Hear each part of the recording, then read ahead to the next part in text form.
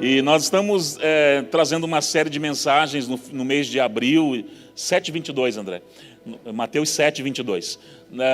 Nesse mês de abril, que são pastorais. Às vezes nós fazemos algumas mensagens de cunho apostólico, de cunho profético, de cunho evangelístico, mas as mensagens nesses domingos estão sendo bem pastorais, simples, mas ao mesmo tempo nos chamando à responsabilidade. Falamos de jejum, aliás, o apóstolo Carol que falou. Antes de jejum foi o falar em línguas, falamos sobre oração, uma vida de oração. Hoje a sua relação com a Bíblia nessa Santa Ceia.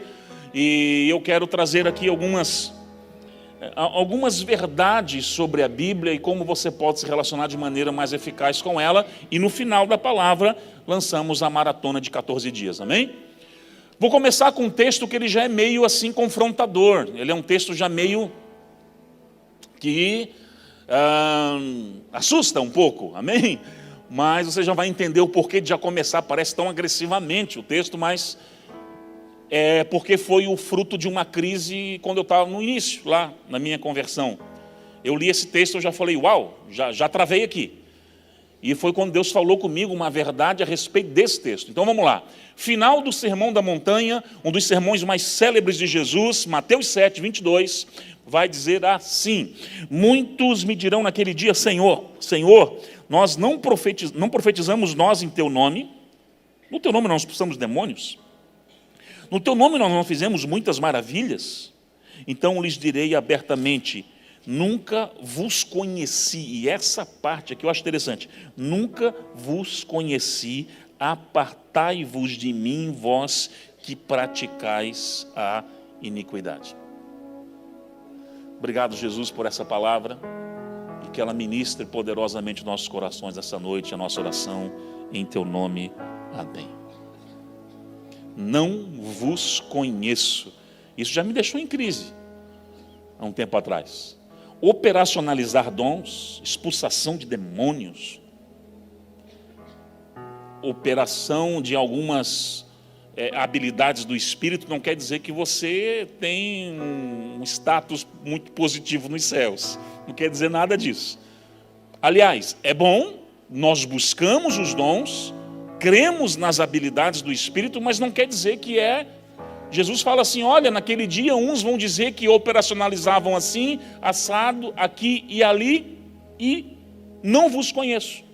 Então eu não sei você, quando lê um texto desse, o que vem à sua mente. A minha é a seguinte: tá, se eu posso correr o risco de ele dizer que ele não me conhece, como eu faço para ser conhecido dele? Não é básico isso? Básico, né? Como eu faço para ser conhecido teu? Para que o Senhor me conheça?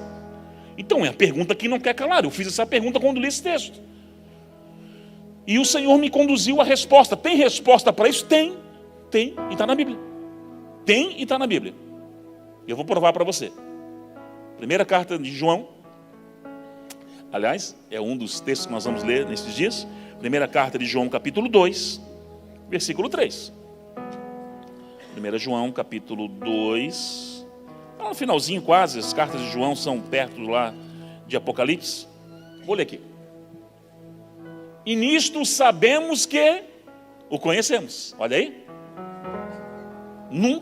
Não vos conheço. Lá em Mateus 7. Agora aqui, nisto nós sabemos que o conhecemos, se nós guardarmos a palavra, os seus mandamentos. Mas não acaba aqui. 3, 4, aliás. E aquele que diz, eu o conheço, mas não guarda os seus mandamentos, é mentiroso. Nele não está a verdade.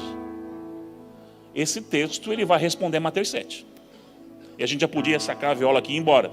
Mas tem mais coisa ainda. O versículo 5.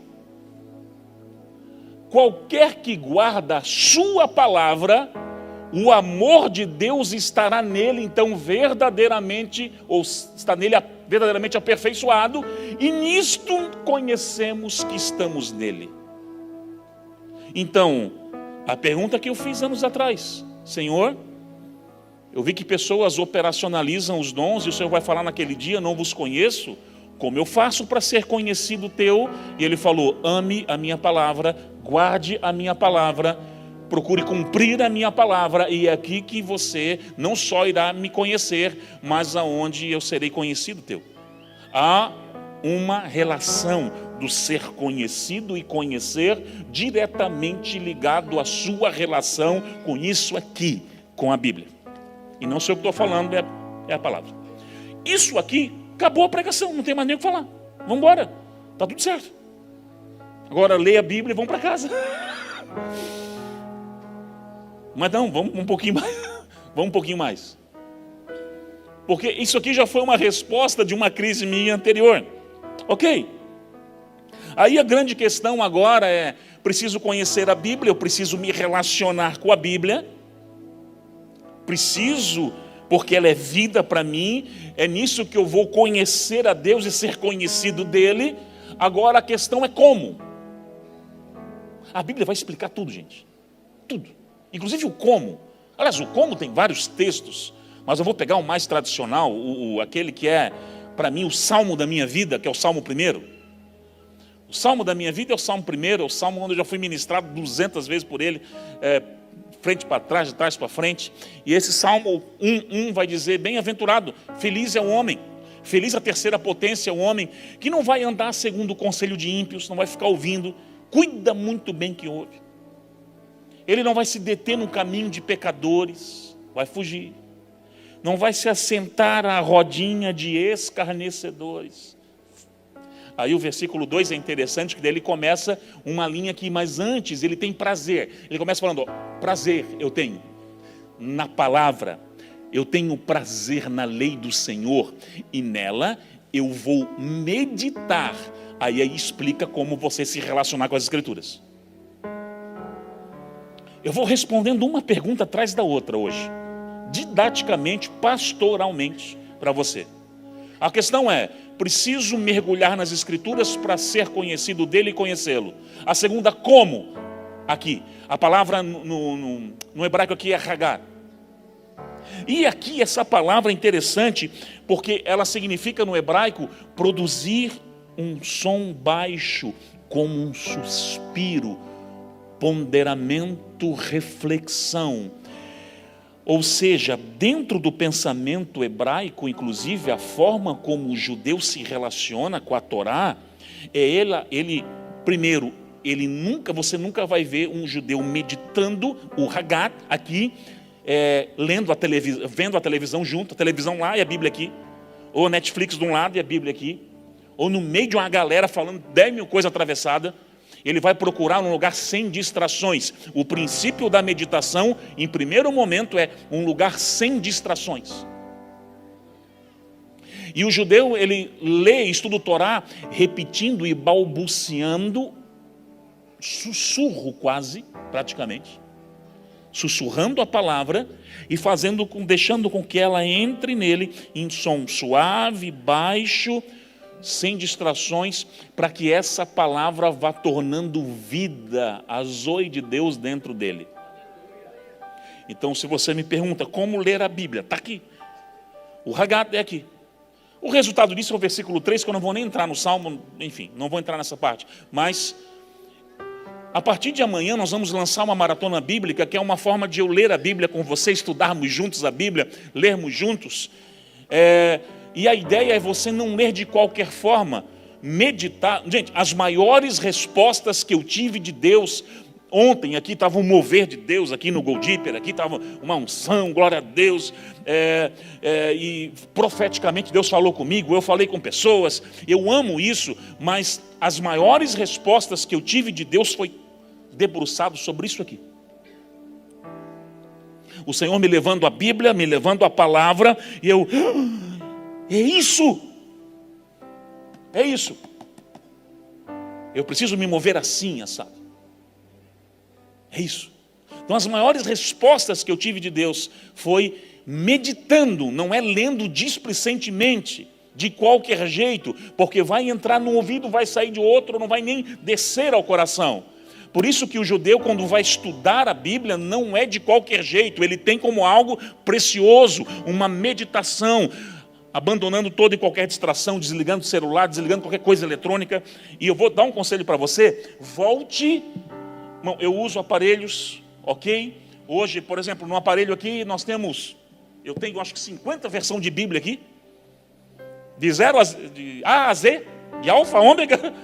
Hoje está muito fácil, mas não podemos deixar de manusear as Escrituras, que é importante demais. Porque, irmão, nós somos uma geração que se eu pedir para abrir em Obadias, o cara dá um troço, não acha? Acha Naum. Meu Deus, nem tem isso, tem. Não acha nunca. Porque desaprendemos, inclusive, a manusear e ter relação com a Bíblia. Eu trago muito aqui aplicativos, às vezes, para os cultos, é mais fácil para anotação, mas no meu devocional, irmãos, é só Bíblia, é Bíblia. Tem pilhas de Bíblia lá no meu lugar secreto de oração. De versões diferentes, que eu leio, anoto muito. Volte a se relacionar com a palavra, inclusive, aqui, ó, no papel mesmo, que vai ser, a diferença é bem grande. Bem grande. Esse propósito que nós vamos estabelecer como igreja agora, na verdade, é um impulso para você se relacionar mais com as Escrituras. Essa oração na madrugada, uma pessoa hoje falou para mim ainda, pastor, eu tenho que parar hoje essa madrugada? Eu falei, não, só lançou um propósito, eu quero continuar. Continua. Tudo certo. Porque a ideia é gerar fome e fogo e você continua tocando fogo. Vá até onde Deus permitir que você vá. Ok. Após eu entender a forma que é Hagat, eu ainda preciso ser levado agora para um outro nível. Eu estou escalonando a coisa aqui da minha relação com as Escrituras. Há um nivelamento aqui. E eu vou terminar com 2 profecias para os últimos tempos relacionado à Bíblia. Vou acabar ali. 2 profecias sobre a Bíblia para os últimos tempos. Uma não é muito boa, a outra é uma esperança para mim, aleluia. Mas vamos aqui primeiro. Além de o Hagat, de esse exame, a Bíblia agora vai me levar para um outro nível. Que é quando Paulo fala ao seu pupilo na fé, Timóteo, o seu menino, que ele estava treinando para grandes esferas de atuação, enfim, ministerial. Ele solta uma que é linda, eu quero ler com você, 2 Timóteo, capítulo 2, versículo 15. 2 Timóteo, capítulo 2. Esse texto é lindo. Versículo 15. A palavra aqui é procura. Procura. Procura apresentar-te a Deus como obreiro aprovado, que precisa de 2 coisas: não ter do que se vergonhar e manejar bem isso daqui. Vamos lá. Um obreiro aprovado no reino, alguém que executa e flui no reino, ele precisa de 2 coisas.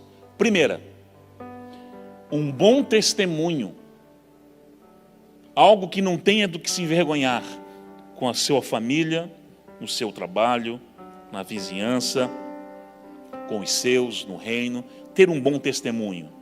O que as pessoas falam de você? Claro, não estou falando daquelas, perseguições e tal, mas assim, o que as pessoas dizem ao seu respeito quando precisam falar algo a teu respeito? É o bom testemunho. E segundo, manejar bem. O manejar aqui é como a fluência de um espadachim em tempos gregos romanos. Um exímio espadachim que acerta onde tem que acertar, que é milimétrico na sua habilidade. Então ele fala, olha, além de você ler a Bíblia, além de você meditar nela e deixar ela falar com você, tem um outro nível: seja um espadachim, um manejador da Bíblia. E esse nível a gente vê pouca gente. Por quê? Porque alguns vão pensar que nos 5 ministérios isso é só para os mestres. Não é. Conhecer a Bíblia é para todos. Todos.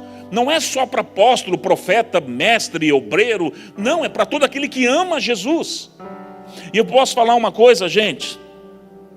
os crentes, o evangélico, principalmente no Brasil, irmãos, nós levamos uma surra quando comparado a outras religiões no mundo e no Brasil. Levamos uma surra. E eu aqui falo com todo respeito a outras religiões, até porque não estou falando mal, estou falando bem. Se comparado a mormonismos, TJs, Testemunho de Jeová, o próprio islamismo, há uma preocupação em conhecer o que eles apregoam tão grande, que eles discipulam os pequeninos com tanta ênfase. Uma vez conversando com dois mormons, batendo um papo com os dois, eu fiquei interessante o que eles estavam falando, porque eles conheciam o livro de Joseph Smith, as revelações dadas, enfim, eu não vou entrar aqui, o livro de mormonismo inteiro, e eles conheciam isso aqui também a fundo, porque eu citavam alguma coisa, eles diziam aonde estava versículo, referência e tudo. E nós, irmãos, não sabemos nem explicar um plano de salvação direito para alguém que trabalha com a gente. Estamos 10 anos na igreja, se pedir para fazer explicar um plano de salvação, dando 3, 4 textos, a gente leva uma surra. Então isso para nós é uma vergonha como cristãos. Eu não estou falando de Brusque, estou falando do cenário do Brasil hoje. Nós somos um povo ruim demais de Bíblia, irmão, mas ruim demais. É por isso que Deus levantou profetas como Gregor McNutt, que vivia aqui ele percorreu o Brasil, e depois de percorrer o Brasil pregando, ele chegou apavorado um dia no culto e falou assim: ei, o Brasil precisa de um reabibliamento. McNutt era a figura. O que o Brasil precisa é de um reabibliamento, vão ler a Bíblia. Ele ficava bravo, porque ele ficava indignado com o nível tão baixo de escrituras de homens que estão à frente, inclusive do rebanho, do reino, etc. e tal. E ele falava inclusive de pastores, como pastores são rasos nessa nação, e algumas coisas ele pegou pesado demais, enfim, coisa que a gente concorda, tem coisa que não, mas que ele deu uma chamada de atenção, deu. Nós não se relacionamos com a Bíblia, e por nós não se relacionarmos com a Bíblia, nós deixamos de conhecê-lo, ser conhecido dele, ir mais a fundo, ter mais respostas de Deus para a nossa vida, porque nós somos rasos demais. É claro que dentro da esfera do corpo, Deus vai chamar uns para perícia, e aí que entra o mestrado, a perícia escriturística, caras que vão estudar algumas matérias da teologia sistemática, vão se aprofundar em algumas coisas, que eu sei que daí não é para todos, ok? Mas o nosso papel como Bíblia, irmão, eu vou dizer uma coisa para você. Deus às vezes abre uma porta para você, para o seu ministério, e você mesmo fecha ela logo depois. Nós queremos oportunidades, mas não estamos preparados para elas. Teve algumas portas que eu pedi para Deus abrir para mim, para o meu ministério, tempos atrás. Eu falei: se eu te deixar você ir lá, e se eu abrir essa porta para você, você se mata. Vai ser uma vergonha, porque você não está preparado para isso. Nós queremos oportunidades, mas não se preparamos para as oportunidades.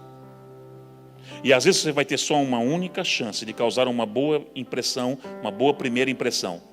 Abrir uma porta, abre-se. Manter aberta depende de mim e de você. De mim e de você. Até porque, gente, vamos lá. Hoje não tem mais ninguém bobo aqui.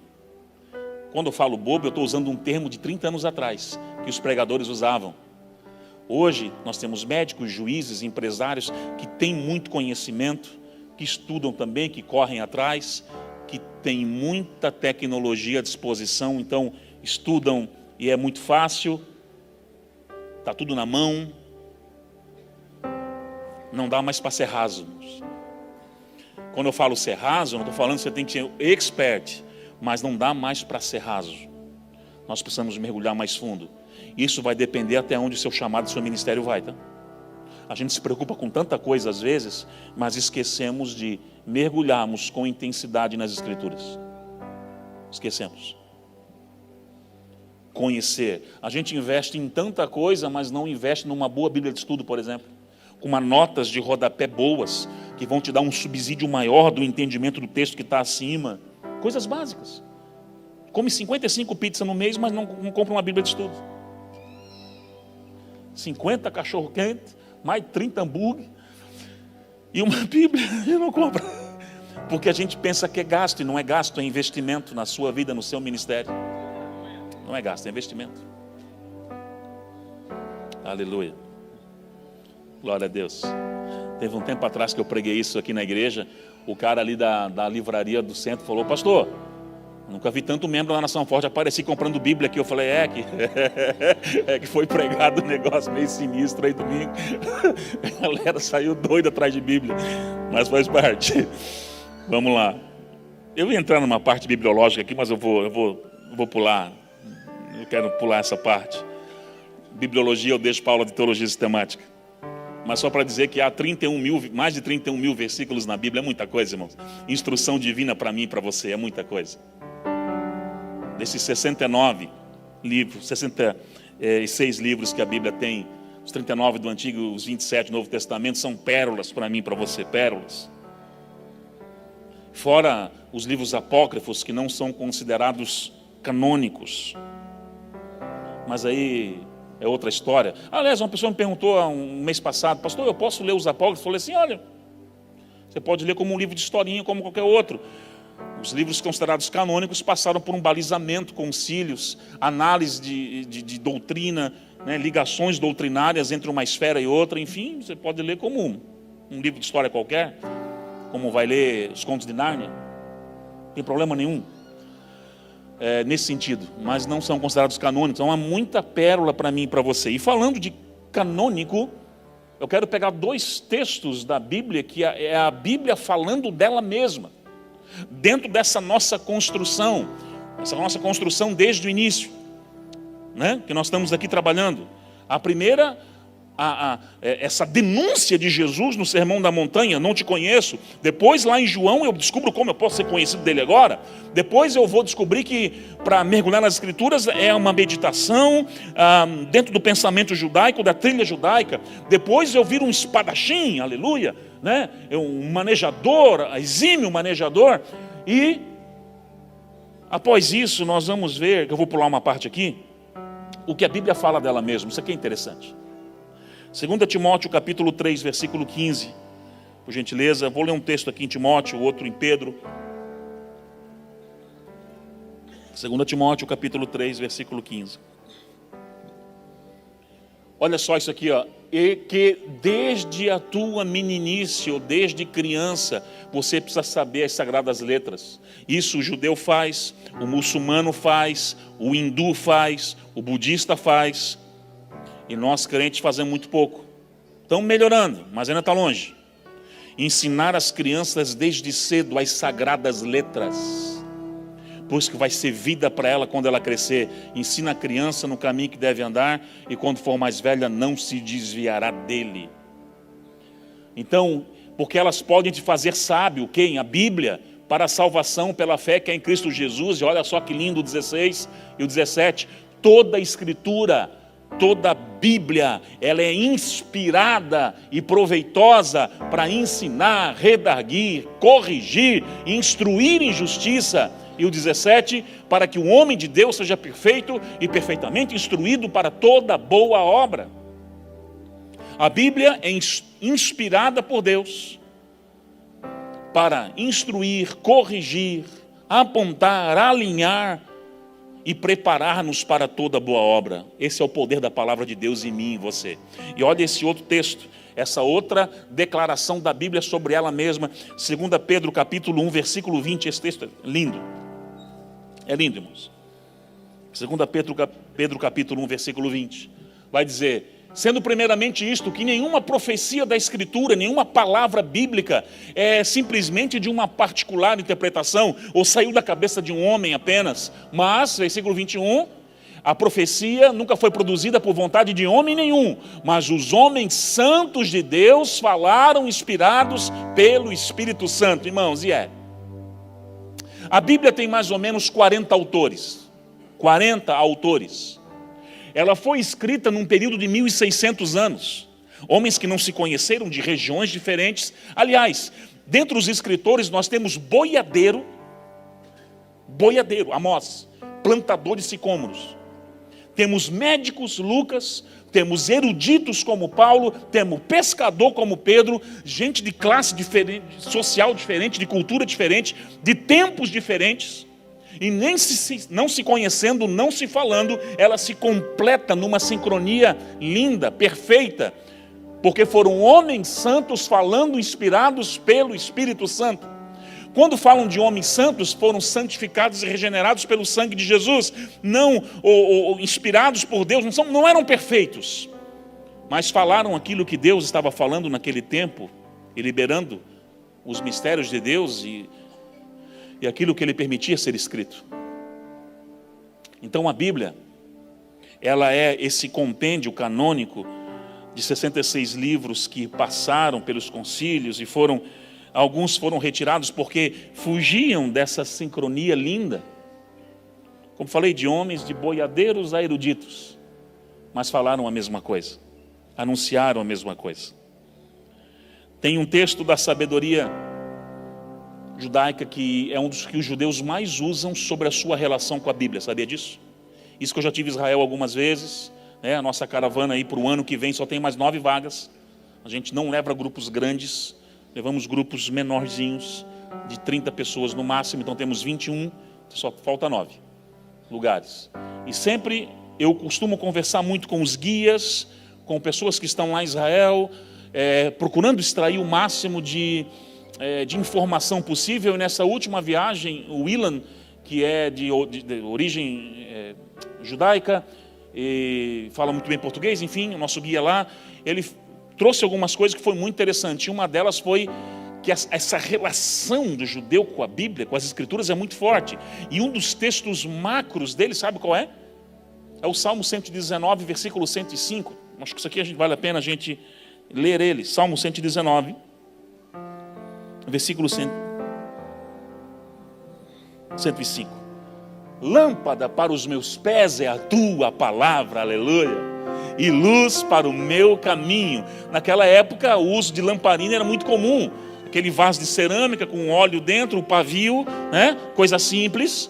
E essa luz, o pensamento judaico fala, não pode ser muito forte para ofuscar, porque se ofusca, te impede ainda também de enxergar. Então tem que ser a luz na dosagem certa, para não ofuscar você, mas pelo contrário, apontar o caminho, mostrar a trilha, para que você possa andar, caminhar e ser guiado por aquela luz, meu Deus. Então dentro do pensamento judaico toda confusão, toda treva é dissipada quando aparece essa luz. E essa luz é a palavra de Deus. Então a palavra de Deus tem o poder de dissipar as trevas, tirar a confusão, tirar aquilo que cega e te mostrar o caminho. Aí, meu Deus, Jesus chega depois andando por essa terra e diz: agora, meus filhos, vós sois a luz do mundo. Então ele fala: agora você será esse candeeiro, essa luz apontando o caminho agora para os outros que virão e aqueles que estão em trevas. Você vê a responsabilidade que está em mim e você agora?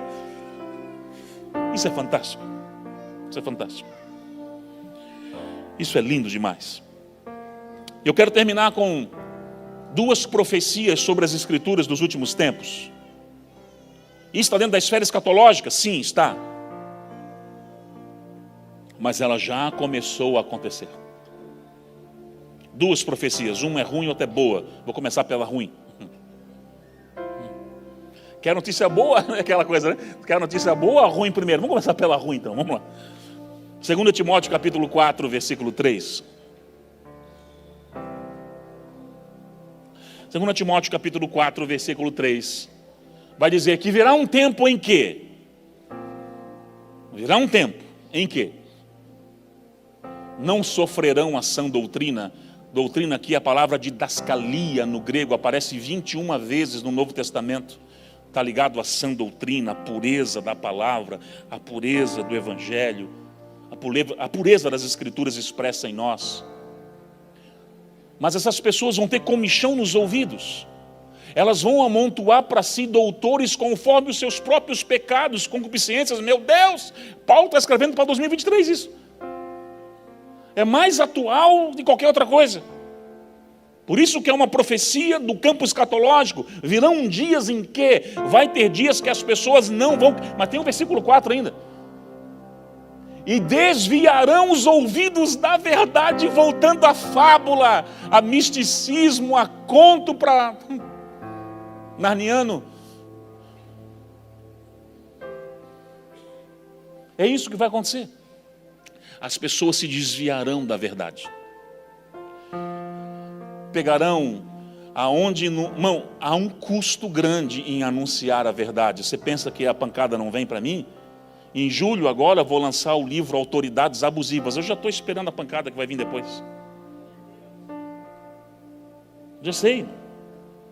Falar a verdade, inclusive, não dá ibope. Mas ninguém aguenta mais. Igrejas por esse Brasil afora que só pregam os 7 passos para a Hilux chegar. Dê o salto disso para que a... Meu, ninguém aguenta mais isso, irmãos.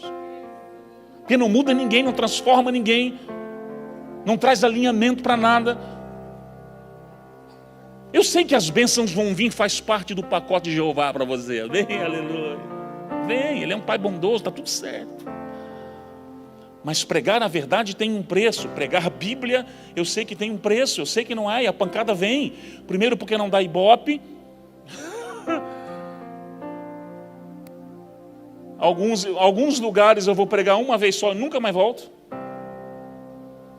Porque eu preguei santidade. Num lugar que eu não deveria.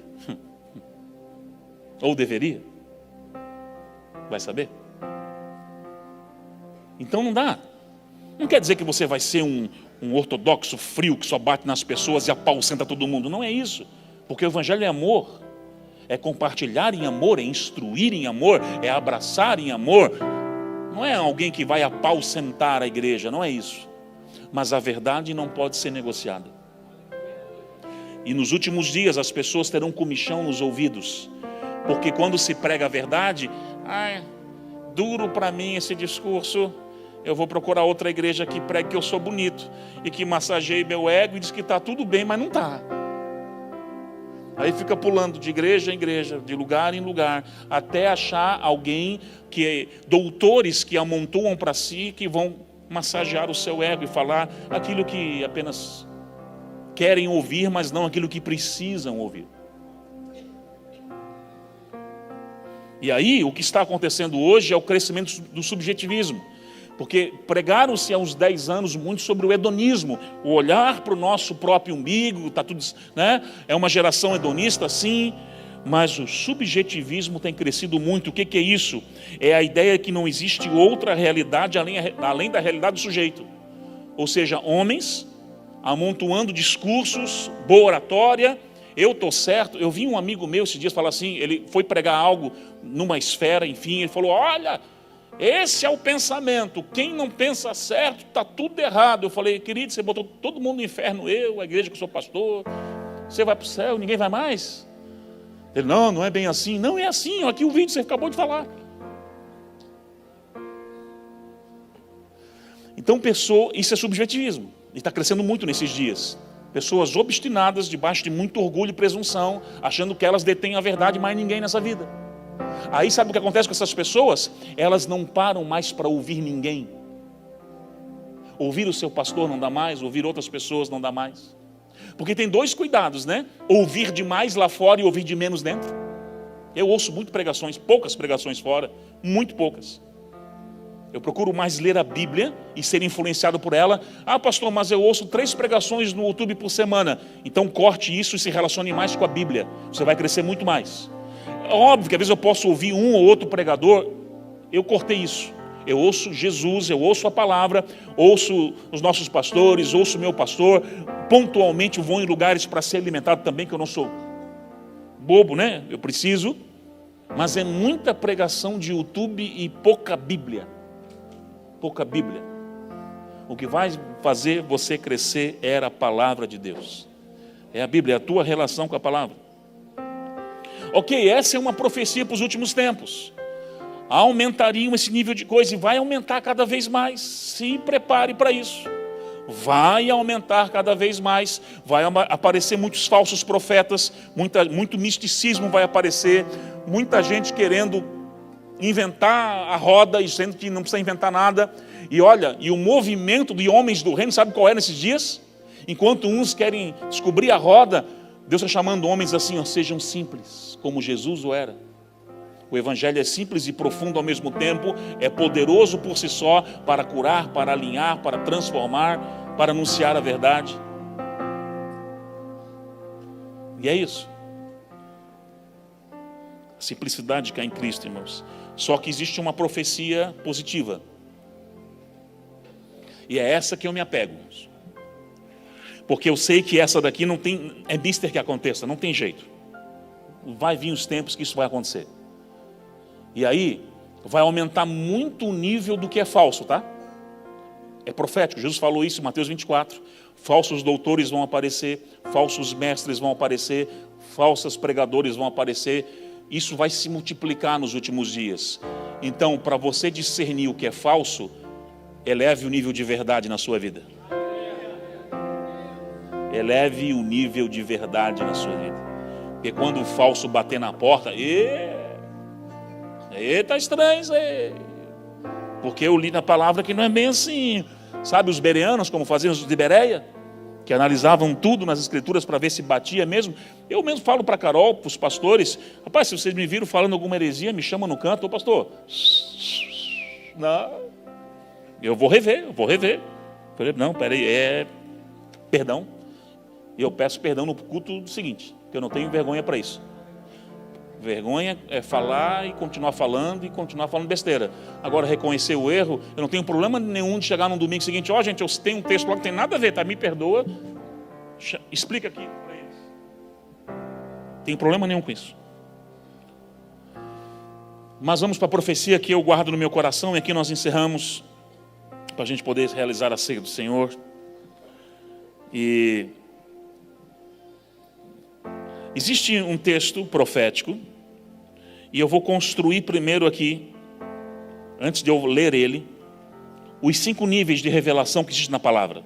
Eu não vou ler texto por texto, porque primeiro que essa revelação é gradual. Existem 5 níveis de revelação de Deus com a Bíblia, com seus filhos. Primeiro nível, Deus dá leite para beber, ponto. 1 Pedro 2,2, leite para bebezinho. Segundo nível, pão para criança, não é mais bebê, mas é criança. Marcos 7,27. Terceiro, carne, ração para homens, é outro nível da palavra. Lucas 12,42. Quarto nível, mantimento sólido para os maduros, ruios, Hebreus 5,14. E o último nível, o maná escondido para aquele que vencer. Apocalipse 2,17. Aleluia. É os 5 níveis da palavra que você vai receber na vida. E eu espero que você saia do nível 1, lá, no 2, e vá andando e progredindo. Porque é um tempo a todas as coisas, mas nós precisamos dar uma resposta. E Amós, o boiadeiro, vamos ler o boiadeiro? Amós, capítulo 8. O plantador de sicômoros. Amós 8, versículo 11. Esse é uma profecia também que eu me agarro nos últimos dias. Vai vir dias também. Vai vir dias para levantar os endemoniados? Vai. Mas vai vir dias, diz o Senhor Jeová, em que eu enviarei fome sobre toda a terra. E essa fome não é uma fome de pão, nem de água, mas uma fome de ouvir as palavras do Senhor. É isso, irmãos. Se tem uma coisa que eu me apego, é isso. Vai se levantar os falsos, essa raça toda vai, mas ao mesmo tempo Deus não vai deixar barato o negócio. Ele está levantando uma geração faminta, e é uma fome e uma sede que não é de pizza, não é de pão, é de se beber a palavra, de conhecer a palavra, de ouvir a palavra. Pessoas famintas por isso aqui, E Deus vai começar a revelar os segredos do seu coração para a sua vida, para a sua geografia, para as nações. E Deus está revelando nesse tempo os seus segredos aos pequeninos, aos Joãos, aqueles que reclinam a cabeça no peito de Jesus. E eu oro, e eu tenho visto esse movimento crescer, esse movimento de fome e sede. Ainda é gradativo, é pouquinho, é um pincelar, mas já está começando. Eu oro para que isso avance, avance, avance e seja uma verdadeira avalanche, alcançando vidas. Essa fome pela palavra. Meu Deus. E falando em Joãozinho, o discípulo amado, eu vou lançar aqui então agora o nosso propósito. Porque eu falei da Bíblia, falei de se relacionar com a Bíblia, e eu vou sempre estar lançando propósitos. Esse vai durar 2 semanas, vai de amanhã, segunda, até o dia 28. No dia 28 eu lanço outro, e eu vou, quem quer, quem não quer, está tudo certo, somos amigos do mesmo jeito. Vamos para cima. Eu vou trazer uma galera para perto, vamos ler a Bíblia junto, e está tudo na bênção, quem não quer também está ok. O que nós vamos ler? Nós vamos fazer uma maratona nos escritos de João, o discípulo amado. João escreveu 5 livros na Bíblia. Primeiro, Evangelho de João, 21 capítulos. Segundo, primeira carta de João, 5 capítulos. Terceiro, segunda carta de João, 1 capítulo. Quarto, a terceira carta de João, 1 capítulo. E quinto, Apocalipse, 22 capítulos, totalizando 50 capítulos ao todo. Eu montei uma tabelinha com todo carinho, cuidado, como um artesão, desenvolvendo dia após dia a carga bíblica que você vai ler nesses dias, para que você gere um novo hábito de leitura na sua vida, como o Marcelinho tem falado, né, Marcelinho? Criando novos hábitos de leitura, você vai inserir isso. Então vai ter dias que você vai ler 3 capítulos, como amanhã. Amanhã a nossa saga é João 1, 2 e 3. Tem dias que vão ser 4 capítulos, tem dias que vão ser 3. Eu montando como um artesão mesmo, para que fique os 50 ali até o dia 28. Acabei de colocar nos grupos da igreja agora 7h20, antes de começar. Não estou em nenhum grupo, então pede para entrar em algum, porque lá nós vamos colocar esses propósitos agora. E não se preocupe, né? Só o administrador e os líderes que falam. Não tem bom dia, bom dia, bom dia, bom dia, 10 mil bom dia, não, fica tranquilo. É mais para botar alguns recados que são essenciais. Até vou pedir para a liderança, para a gente dosar um pouco mais esses grupos, que está demais também já. Botar só o que é necessário, mesmo sem repetir muito, muito, muito. Vai ser mais os propósitos e algumas coisas essenciais só. Essenciais. Para que você possa ali receber a instrução. Eu já botei o mapa todo nos grupos do WhatsApp da igreja. Agora, a minha dica que eu dou para você. Amanhã, quando você começar, que horário? O horário que você quiser. Pastor, não precisa ser mais madrugada? Não. Ufa, aleluia. Então tá bom. O horário que você quiser, cara. Está tudo dominado, porque madrugada é difícil. Teve a gente estava em Santa Maria pregando essa semana. E tem hora lá no hotel onde eles deixaram a gente, eu e a Carol, eu fui arrastado num pé só assim por oração. Cabeça debaixo do chuveiro quase assim, para acordar, para poder orar. Não é fácil orar de madrugada. Mas as respostas foram violentas, né? Meu Deus. Virou uma chave na minha vida da Carol essa semana. Ministerial. Virou assim. A revelação. Inclusive a minha esposa está montando um estudo sobre a oração na madrugada. Está pesquisando muito sobre isso. E logo, logo vai trazer para vocês. E aí amanhã, agora a única dica que eu dou é, por favor, não leia a Bíblia. Pegue papel de preferência. Pode ser até aquela de Gideões missionário, irmão azulzinha. Lembra? É Novo Testamento, só que nós vamos ler mesmo, está tudo ali. Não tem problema. Lembra aquelas assim de hotel, bíbliazinha de hotel? Pode ser, está tudo certo. Vai ler ela. Amém? Irmão, sabe uma coisa? Sabe o que mais nós encontramos nos achados e perdidos da igreja aqui? Não, mas você não tem noção. Você perdeu um domingo e a pessoa já vem procurar no outro, é uma coisa. Vai ficar 2 anos ali, irmão. É porque não lê mesmo. Não foi atrás, acabou, está tudo... É impressionante. Eu falei para elas agora, 15 dias, não veio buscar, dá para outro. Tá bom, você tem 15 dias, tá? Bíblia caiu aqui, a gente vai dar para alguém que precisa. E aí você vai procurar um lugar sem distrações. Tranca a porta do teu quarto. Escolha um horário do dia que sabe que as crianças estão na escola. Ou acorde mais cedo, vai lá, pega o teu cafezinho, pega o negócio, pega lá, vai e fica ali, ó. Hagat, meditando nas escrituras, meditando, se debruçando sobre elas. Leia com calma. E faça uma coisa que a apóstola Carol ensina muito, inclusive aqui. Ore com a palavra. Vai lendo, vai deixando ela entrar, vai anotando, e de repente alguma coisa marcou você, comece a orar aquela palavra. Senhor, eu me aproprio dessa palavra, eu libero isso sobre a minha casa, libero isso sobre... Comece a orar a palavra. E se João, o discípulo amado, ele encontrou esse lugar no coração de Deus, vamos ler tudo que ele escreveu para descobrir os códigos para esse mesmo caminho, amém? Aleluia. Vai ser bom. Então está lançado o desafio de 14 dias, uma maratona bíblica nos livros, e eu vou estar fazendo isso direto. Então, eu vou pedir para ficar de pé agora somente. Eu quero orar com você, uma aliança que nós vamos fazer. Os que vão fazer esse desafio, não precisa fazer se você não quer, está tudo tranquilo. Mas os que vão fazer essa maratona, fique de pé comigo agora. Eu preciso orar com você, orar pela sua casa, orar pela sua família. Eu quero abençoar você. Só os que vão fazer. Pastor, não quero, não tem problema. Está tudo certo. Sou um amigo do mesmo jeito também. Mas os que vão fazer, eu quero estar orando. Todo mundo, irmão. Então tá bom, hein? Eu imagino, a gente estava em centenas e centenas de pessoas orando de madrugada. Pensa o que aconteceu nos céus de Brusque essa semana, irmão. Meu Deus! O que aconteceu nos céus de Brusque essa semana, dessa galera toda orando de madrugada, buscando firme.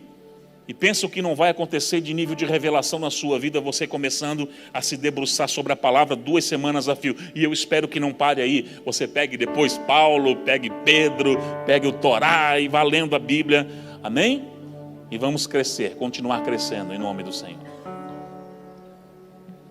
Feche teus olhos, quero orar com você então. Pai, nós estamos apresentando diante de Ti uma aliança. É uma aliança. Nós estamos diante de compromissos com a Tua palavra e com a Tua presença, coletivamente como igreja nesses dias. E eu sei que a Tua direção é perfeita. Nós começamos amanhã uma saga de 50 capítulos da Bíblia.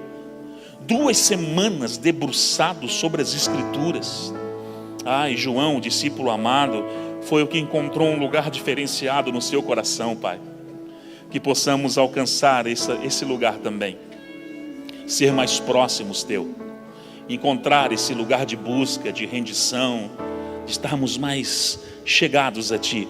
Que esses dias a Bíblia possa saltar com tanta avidez para dentro de nós, gerando vida, de uma forma como nunca antes, Senhor. Queremos a Tua vida, a zoe de Deus, a vida de Deus sobre nós. Então fala conosco poderosamente. A palavra de hoje, vou ler mais as Escrituras, não é apenas um título de uma pregação, é uma sentença no mundo espiritual. Nós vamos ler mais as Escrituras, e eu sei que não vai parar apenas nesses 14 dias, nós seremos encharcados pela Tua palavra nesse tempo. Por isso abençoa cada um dos Teus filhos. Nós entregamos esse nosso propósito a Ti, Te agradecemos por isso que nós vivenciamos das madrugadas, e entregamos esse propósito a Ti com gratidão, em nome de Jesus. Dê o seu melhor aplauso a Ele, em nome do Senhor.